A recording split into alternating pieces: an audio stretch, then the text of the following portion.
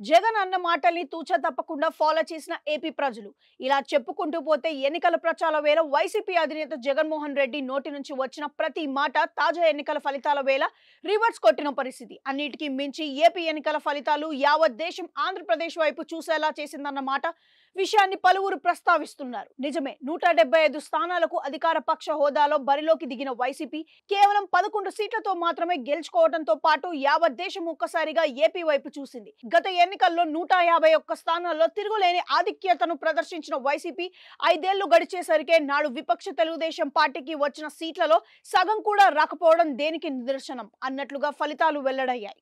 మంచి పనులు చేసిన వారిని ఎన్నుకోవాలని, మీ ప్రేమ, అభిమానం, ఆప్యాయతలకు అర్హత ఉన్న వారికి ఓటేయాలన్న జగన్ మాటల్ని ఏపీ ప్రజలకు ఇలా అర్థమయ్యాయా అన్నది ఇప్పుడు ప్రశ్నగా మారింది. ఏదేమైనా ఏపీ ప్రజలు క్లారిటీగా ఇచ్చిన తీర్పు హాట్ టాపిక్ గా మారింది.